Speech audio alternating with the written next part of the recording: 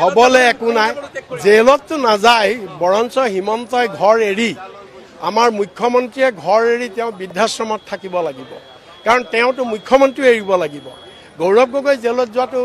দূৰৰ কথা হিমন্ত বিশ্বই নিজে স্বীকাৰ কৰিছিলে যে মই যদি প্ৰমাণ কৰিব নোৱাৰো মই মুখ্যমন্ত্ৰী পদ এৰিম আৰু মই ঘৰতো নাথাকো বুলি কৈছিলে ঘৰলৈকে নাযাওঁ গতিকে এতিয়া মুখ্যমন্ত্ৰীয়ে ডক্টৰ হিমন্ত বিশ্ব শৰ্মাই তেওঁ ভাৰতবৰ্ষৰ ৰাইজৰ ওচৰত ক্ষমা খুজিব লাগে অসমৰ ৰাইজৰ ওচৰত ক্ষমা খুজিব লাগে মুখ্যমন্ত্ৰীৰ পদ ত্যাগ কৰিব লাগে আৰু তেওঁ কি বুলি কয় তেওঁ ঘৰ দুৱাৰ এৰি তেওঁ মানে হেৰি হ'ব লাগে এতিকলকা বৃদ্ধাশ্ৰমত থাকিব লাগে সময় তেওঁ 11টা বজাত বান্ধি দিছিলে 11টা বজাত এতিয়াতো সময় নহয় আমাৰ কথা হ'ল কি সময় আছে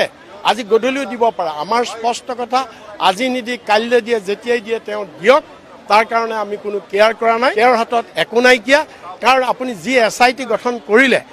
যাৰ বিৰুদ্ধে অভিযোগ আনিলে তাকেই দেখোন এসআইটি মাতি নুখুদিলে তাকেই দেখোন যদি এসআইটিৰ হাতত কিবা প্ৰমাণ থাকিলেহেঁতেন তে মানুহজনক মাতি সুধিব লাগিছিল নে গৌৰৱ গগৈক মাতি সুধিব লাগিছিল নে এসআইটি নুখুদিলেই দেখোন তাতে বুজক তাৰ লোকৰ হাতত কি আছে আমি জনাত নাই মতা নাইকিয়া বস্তুৱেই নাই সুধিবলৈ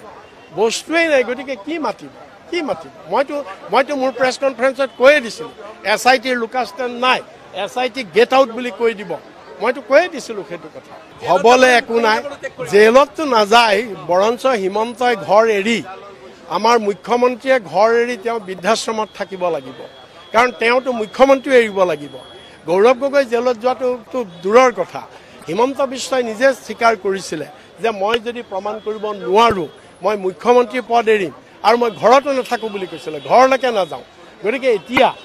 মুখ্যমন্ত্ৰীয়ে ডক্টৰ হিমন্ত বিশ্ব শৰ্মাই তেওঁ ভাৰতবৰ্ষৰ ৰাইজৰ ওচৰত ক্ষমা খুজিব লাগে অসমৰ ৰাইজৰ ওচৰত ক্ষমা খুজিব লাগে মুখ্যমন্ত্ৰীৰ পদ ত্যাগ কৰিব লাগে আৰু তেওঁ কি বুলি কয় তেওঁ ঘৰ দুৱাৰ এৰি তেওঁ মানে হেৰি হ'ব লাগে এতিকলকা বৃদ্ধাশ্ৰমত থাকিব লাগে সময় তেওঁ 11টা বজাত বান্ধি দিছিলে 11টা বজাত এতিয়াতো সময় নহয় আমাৰ কথা হ'ল কি সময় আছে আজি গধূলিও দিব পাৰে আমাৰ স্পষ্ট কথা আজি নিদি কাইলৈ দিয়ে যেতিয়াই দিয়ে তেওঁ দিয়ক তাৰ কাৰণে আমি কোনো কেয়াৰ কৰা নাই তেওঁৰ হাতত একো নাই কিয়া কাৰণ আপুনি যি এসআইটি গঠন কৰিলে যাৰ বিৰুদ্ধে অভিযোগ আনিলে তাকেই দেখোন এসআইটি মাতি নুখুদিলে তাকেই দেখোন যদি এসআইটিৰ হাতত কিবা প্ৰমাণ থাকিলেহেঁতেন তে মানুহজনক মাতি সুধিব লাগিছিল নে গৌৰৱ গগৈক মাতি সুধিব লাগিছিল নে এসআইটি নুখুদিলেই দেখোন তাতে বুজক তাৰ লোকৰ হাতত কি আছে আমি জনাত নাই মতা নাইকিয়া বস্তুৱেই নাই সুধিবলৈ বস্তুৱেই নাই গতিকে কি মাতিব মইতো মোৰ প্ৰেছ কনফাৰেন্সত কৈয়ে দিছিলোঁ এসআইটিৰ লুকাষ্টেন নাই এসআইটি গেট আউট বুলি কৈ দিব মইতো কৈয়ে দিছিলোঁ সেইটো কথা